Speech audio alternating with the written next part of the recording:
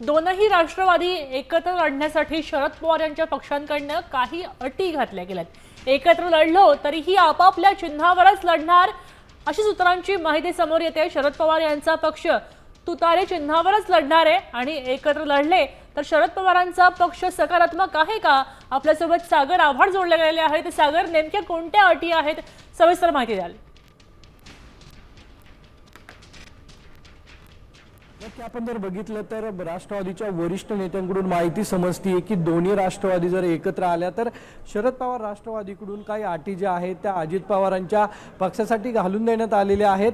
दोघांचे चिन्ह हे वेगळे आहेत आणि दोघंही पक्ष जे आहेत ते वेगळ्या वेगळ्या चिन्हावरती लढतील।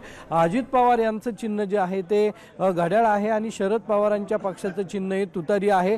युती होण्यासाठी अनेक कार्यकर्त्यांची इच्छा आहे। आपल्याबरोबर काही पदाधिकारी आहेत, आपण बातचीत करणार आहोत। दोन्ही पक्ष जर एकत्र आले तर वेगळ्या वेगळ्या अटी ज्या आहेत त्या शरद पवारांच्या पक्षांकडून घालण्यात आल्यात अजित पवारांच्या पक्ष म्हणजे तुमच्या पक्षाकडे, तर त्या अटी मान्य असणार आहेत का? आणि काय म्हणणं आहे तुमचं की दोघांनी एकत्र यावं? म्हणणं असं आहे की दोन्ही पक्ष एकत्र आलं तर कार्यकर्त्यांमध्ये उत्साह निर्माण होईल आणि पक्षाला अजून बळकटी मिळेल आणि विजय निश्चित होईल। कारण सर्व कार्यकर्त्यांची एकच इच्छा आहे की दोन्ही पक्षांनी एकत्र येऊन आपला हा गड पुन्हा आपण राखला पाहिजे आणि दोन्ही गड परत राखला पाहिजे। आणि असं म्हटलंय की शरद पवार पक्षाकडून की ते तुतारी किंवा राष्ट्रवादी दोन्ही वेगवेगळ्या चिन्हावर लढण्याची तयारी दर्शवली आहे। तुमचं काय म्हणणं आहे, वेगवेगळ्या चिन्हावर लढलं पाहिजे की एका चिन्हावर लढलं पाहिजे? नाही, एका चिन्हावरच लढले पाहिजे।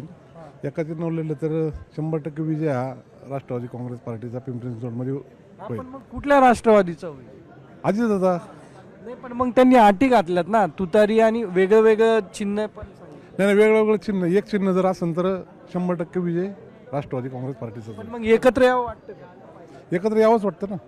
वाटतं एकत्र यावं? हो, 100% कोणाला वाटेल घर फुटावं, पक्ष असो किंवा घर असो एकत्र आलेच पाहिजेत। एकत्र आले तर 100%